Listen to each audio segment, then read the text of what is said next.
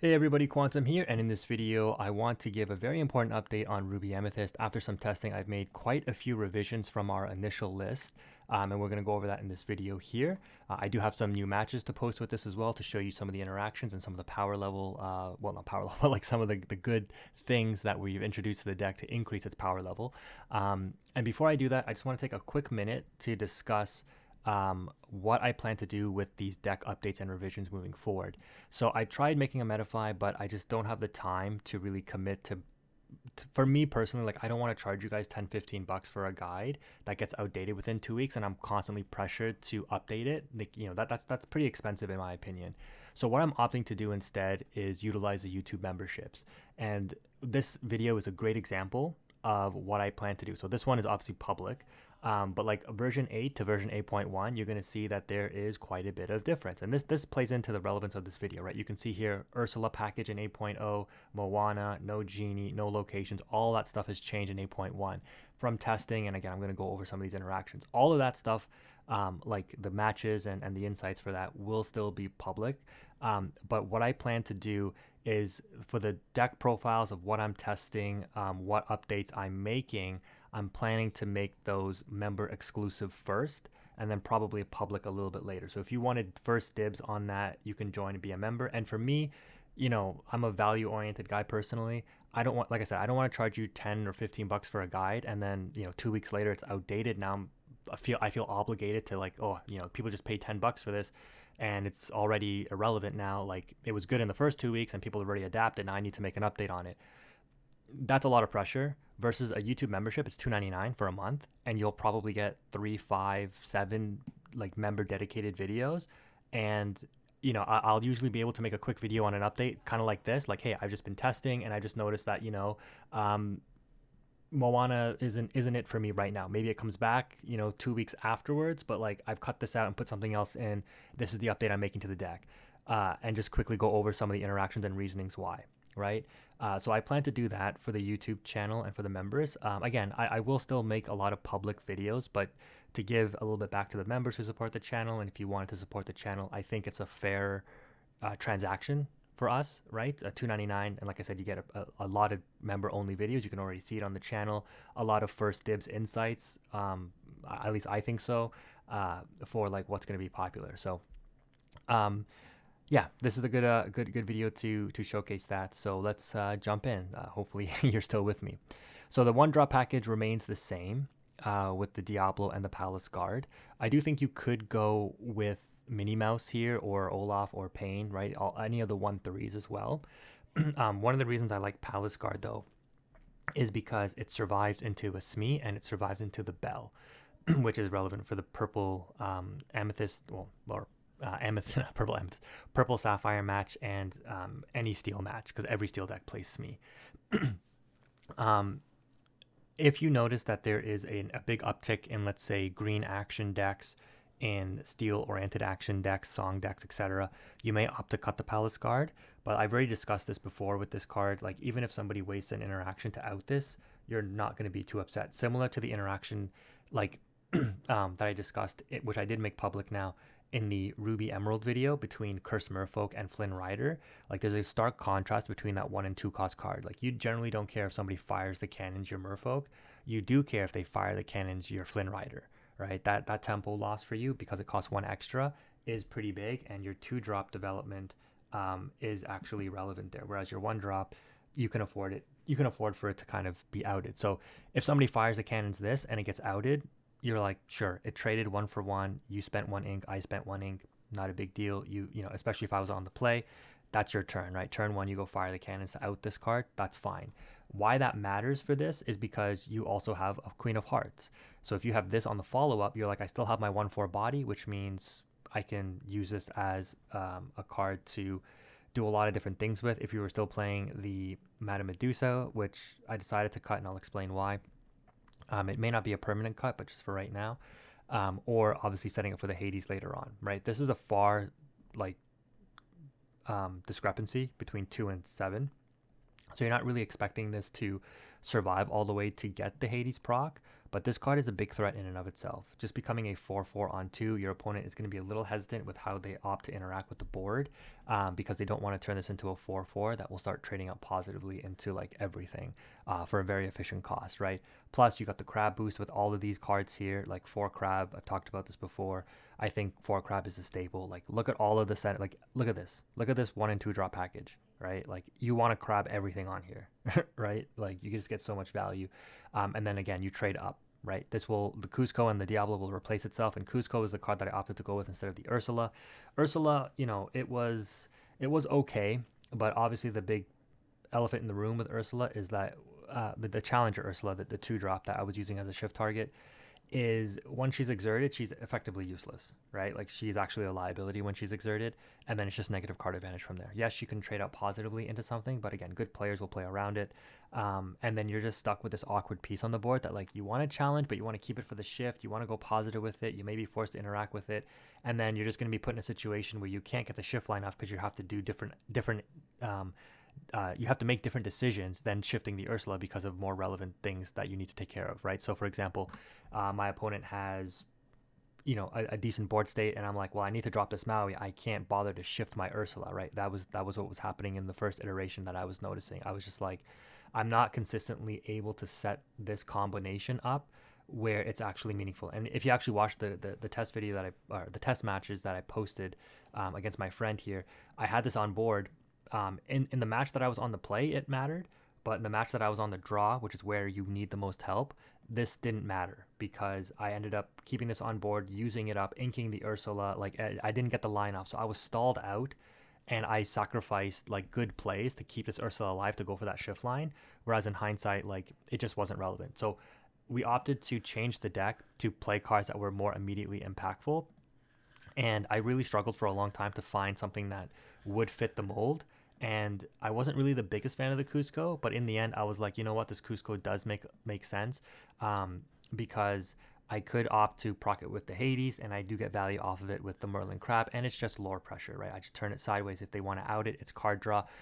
Some of you did point out correctly that, like, the deck did suffer a little bit for mid-range card draw until we get to the Hades line, and this is one of the deficiencies of Hades. Hades is a great card, but I've talked about some of its weaknesses.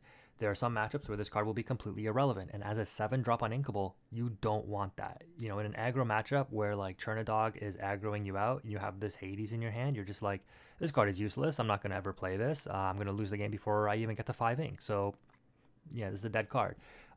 So how do you mitigate that? Well, you can put in some intermittent card draw. You can put in some things that can actually contest the board state in those aggro matchups, and into some of the control matchups. We know Beyond the Horizon is going to become a big meta threat. If you can establish some like floating card draw almost, right? Like, your opponent should be aiming to take these cards out before they Beyond the Horizon. But if you just have a Diablo and a Kuzco up and then they Beyond the Horizon you, and you're like, okay, I draw 3, or you make me draw 3, right? Discard maybe 4 or 5 cards. Like, this is going to happen. Like, you're at a severe disadvantage with Beyond the Horizon. There's just no way around it. But if you have these floating card draw options, you can at least then say, okay, I've got +2 on the board, so you make me draw 3, I discarded 5, and then I can replace 2 more cards. I'll draw for turn, I'll be on 4 cards, and then I'll crash Cusco, crash Diablo. So this is some of the counterplay measures that you could opt to play into the meta, what we expect, and this is why I think the Cusco fits in, right? So multiple reasons. Crab fodder, great. Good counterplay potentially against Beyond the Horizon, great. Ability to proc with Hades for a 3 card draw, great. So 3 reasons why Cusco ended up fitting in here in the 2-drop slot after a lot of analysis and considerations. Again, it's not going to be a perfect piece. There are other options you can consider. I really tried using the Flynn Rider and like the 3-cost Uninkable Prince John or Sisu.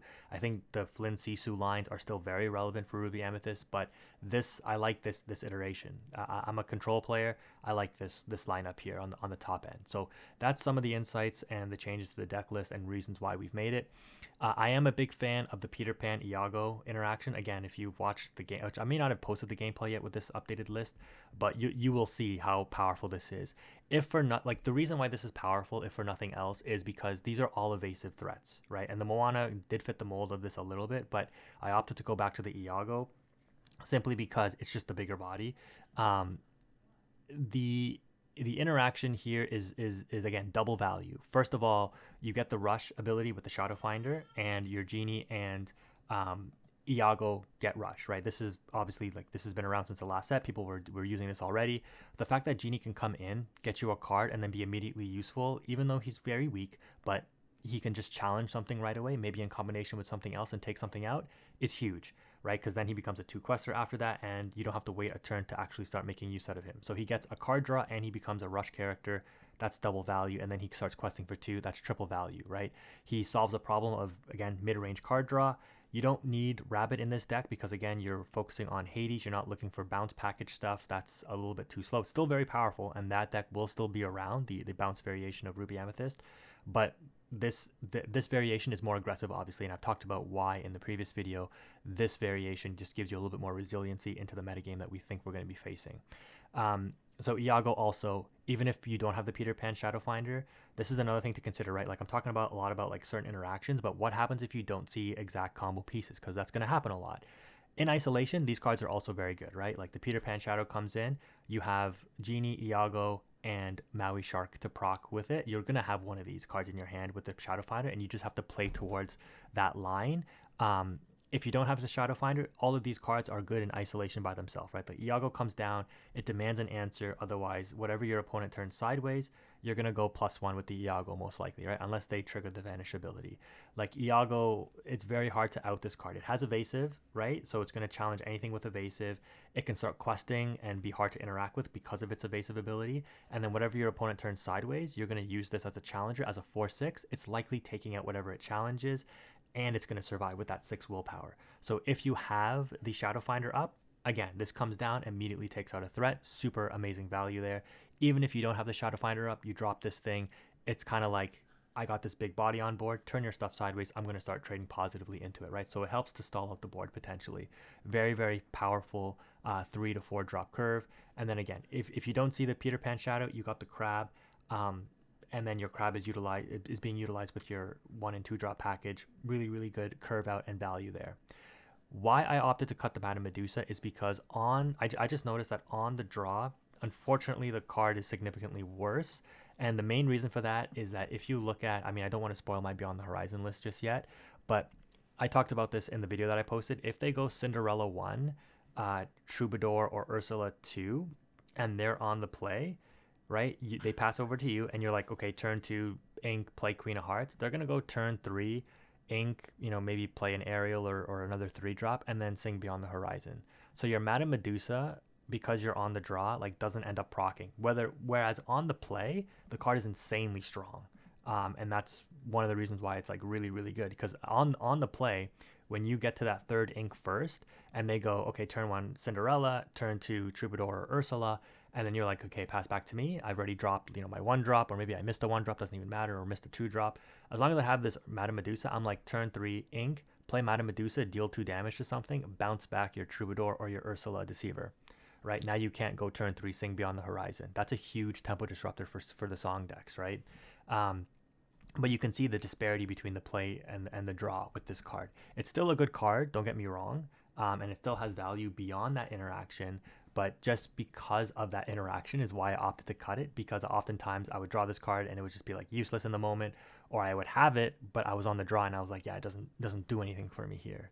So again, going off the philosophy of what cards are going to be useful at the right time, I've opted to cut her. Now that being said, you do want to play probably a little bit more than 8 3-drops, because the 3-drop in Ruby Amethyst is extremely important. Why? Well, because singing friends. Again, it's not always going to be super important. It's going to be matchup dependent, right? Like into discard decks, you don't really want to see friends. You want to top deck it and play it off the top deck because you don't want this card to get ripped with Ursula Deceiver. You don't want to draw cards when they have a Diablo. You don't want to draw cards to give them extra fodder for the discard until you've dealt with like the Prince John, for example. Like there's a lot of little nuances there. So the developing the critical mass of 3-drops may not be as important, but it's still pretty important in Ruby Amethyst, because every other matchup you definitely want to like sing friends if you can. Like some of the greatest value you're going to get in this deck is when you drop Crab or Peter Pan, great value cards. They, Peter Pan comes in, outs a threat right away, maybe with its rush. Crab comes down, trades up with Palace Guard or Queen of Hearts because of the Challenger boost. And then turn 4, you go use the 3-drop that already got me its value when it came in to Sing Friends. Now it turned itself into a +1, right? And then I develop my 4-drop on top of that. Like, that line of play is so powerful for Ruby Amethyst. It's one of the reasons why Ruby Amethyst is and continues to be one of the strongest decks in the format ever since set 1. The turn 3 Singing Friends turn 4 Singing Friends interaction continues to be a major development piece for Ruby Amethyst. Again, even if you don't see it, you have other ways to draw cards, but Friends is part of that card draw engine. So moving along here, we talked about the 4-drop package. Only 6 4-drops, just because, yeah, it's hard to fit them in. I think playing 8 of the 1, 2, and 3 drops is more important than the 4s and 5s. So you can see here 6 4-drops, 6 5-drops. Again, depending on how the meta goes, you can opt to change this up. I just personally want to have a better matchup into aggro. That's just me. I'm not fearful of the control matchup, and I'll discuss that in a bit. But this ratio of characters in the 4 and 5-drop slot for me seemed to work. Elsa is good. I don't find myself needing her nearly as much. I don't think you want to cut her though, because she does have really good synergy with Maui Half Shark. And again, I'm just having flashbacks to my matches where I was just forcing exertions, and my opponent was just like really, man, like of course, like he's sitting there with his stuff readied, waiting to like try to build up a board to quest for game. And I have a Maui Shark, so obviously he's not turning stuff sideways, and then I just force the exert, and then the Maui Shark just blows out the matchup, right? We know how important Hero to All is. I don't need to explain that. It's been around since set 1. And then one of the key pieces of the deck, obviously, is Maui Half Shark. You drop this thing, it's an immediate threat. It demands an answer right away. It stalls the game out. It slows everything down because you have such a robust song and action package, which we'll get to in a second. And then you have Hades. Hades on the follow through, again, demands an answer when it's dropped. You get the value when it's played, and then your opponent has to if this thing quests, I think the game is more or less over. Like, unless your opponent's going to win the game the next turn, like you going +4 off of this thing, it's a wrap. Like, it's just insane. You'll see, I think I have a match where I had 1 card in hand. I play the Hades. Well, I had 2. I played the Hades. I had 1 card left. Hades, draw 2. Next turn, quest with Hades. Banish like a Kuzco after I quest with it. Draw 3. I went from 1 to 6 cards in like 1 turn. Like, and I didn't even use any ink yet. Like, do you guys understand how insane that interaction is? Do you understand that? I whole new worlded myself. You know, like, it's insane. So I think the Hades is very good in the control matchups and the slower matchups. Again, in the faster matchups, your goal is the same philosophy as version 1, where you're aiming to slow the game down enough, which is again why I'm so anti-aggro with my early game package, so that you can get to the point where I'm just going to out advantage you for game, right? I'm just going to develop the Hades, develop the card advantage, claw things back with the Maui Shark and the Pirate's Life, that kind of thing.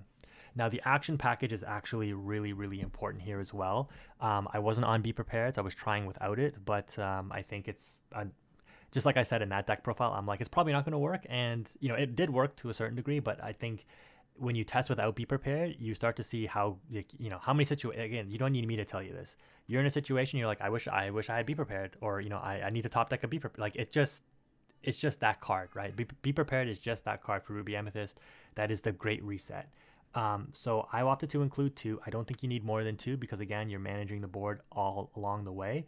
But when those games do get away from you, hopefully you have enough card draw that you can have this card in reserve. You only need to see 1. You should only ever need to see 1 in this kind of deck. If you need to see more than 1, you're going to lose that match anyways. Because if you need to board reset constantly, you're just not in a winning position regardless. So it's usually a wrap. You're going to lose the game. But if you see that 1 card to, you know, wipe out the overextension that your opponent is going for because they don't want to play into the Iago or the Maui Half Shark or whatever, and you're just like, Be Prepared, and then do the follow-up plays after that because you have a ton of cards in hand and they don't. So even if they rebuild the board, because you're not likely singing this with Hades, although that is an option, but whatever they rebuild the board with, you likely will have stronger follow-through. And so because of that, you know, 2 Be Prepareds are back in the deck. The Hypnotic Strength is also really powerful for the same reason Crab is. Not nearly as good as Crab because it doesn't develop a character for Singing Friends, but the +2 Challenger and the drawing the card is really relevant. You know, making your early drop package or even your Iago and stuff able to trade out into opposing sharks, very relevant and strong. And then this card, Magical Maneuvers, I love this card as a 1-of. I actually blew my friend out with this card because this is the only card that will allow you to bounce. And so the only thing you really ever want to bounce is a crab. Although you can bounce Elsa, you can bounce Shark once it has damage, that kind of thing. Bounce Hades once it's exerted to bounce it back to protect it so that it doesn't get blown up by an opposing Maui or a Monstro or something like that. Very very good card for like non-linear lines of play, as well as being just a major surprise. Like your opponent's gonna be like, okay, there's no way he can like blow me out here.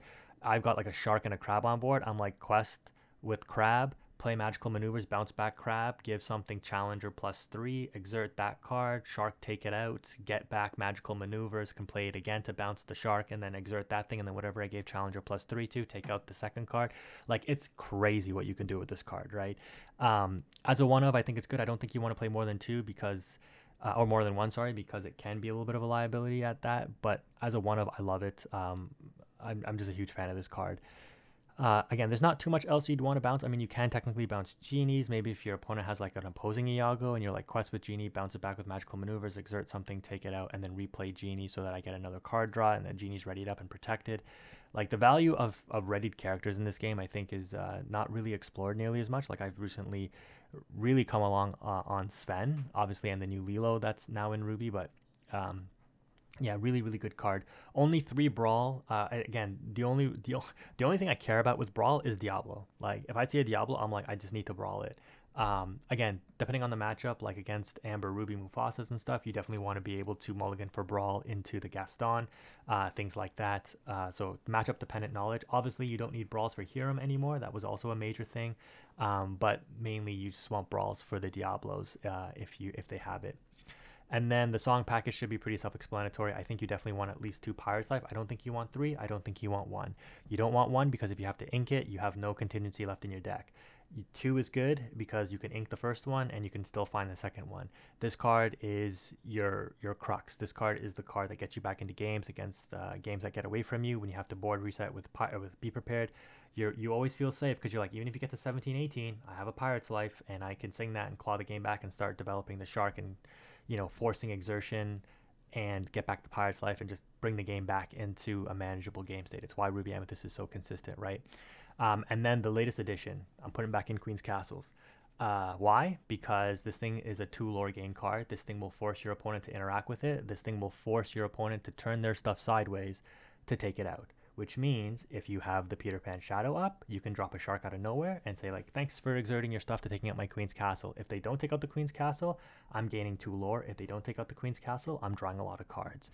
Yes, it's very weak at 7. Well, it's crazy to say that we say 7 is weak, but it is a little bit more vulnerable than the Library. I think you could play Library as well, but the 2 lore pressure from the Queen's Castle puts your opponent on that much faster of a clock, which forces them to turn stuff sideways. So with Queen's Castle, same thing that the DKP list does in Ruby Sapphire. You're playing some Be Prepared, it's not 4, but you can board wipe right with the Queen's Castle on board. Be like, great, now you have to try to deal with this castle and the board has been wiped. You can set up interactions that your opponent's going to deal with it, turn their stuff sideways, follow through with the Shark, right? You have the Shark on board with the Queen's Castle. Your opponent's like, what do I do here? I got to deal with this castle because he's going to draw off of it. He's going to gain 2 lore, and he also has a Maui Shark on board. So if I turn my stuff sideways, the Maui Shark's going to blow me out, right? It forces your opponent, just like with the DKP list, to attack your deck from multiple different angles, which they probably don't have the capacity to do because you're not blowing. I shouldn't say the word blowing out, but you are dealing with their threats, so you're limiting their ability to interact with your board, right? That's what Ruby Amethyst does. You're drawing cards, you're setting up powerful interactions, like you're just attacking them from too many angles and you're overwhelming them, right? You have all of the tools needed in this deck to beat any deck in the grind game, in my opinion. It is the ultimate grinder. Where this deck does suffer will continue to be against discard decks, right? Discard just has some lines of play that are unbeatable. There's just no way around it, right? I wouldn't say that you're too prone to bricking, although if you see 2 Hades in your opening hand, that's really, really bad. Seeing 1 is not necessarily the worst because you have enough mid-range draw now to outpace the brick. And now that we put Be Prepared's back in, which is, again, you can see how the deck synergizes and how we've had to change the philosophy a little bit. I can't play Be Prepared without mid-range card draw because if I do brick on this card early, I'm just dead in the water. Whereas now I can draw myself out of it until the Be Prepared is useful, drop it, right? I'm facilitating the castle, which also lines up with the Be Prepared synergistically. So you can kind of see how the deck comes together from a build perspective. I'm pretty proud of this list. It performed pretty well for me. So I would give it a try. And again, this, if you're still with me, this is what you can expect if you become a member. Like I said, I think it's decent value, $2.99 if you want to give $4.99 a month in Canadian dollars. So for you rich Americans, you know, that's even less money for you.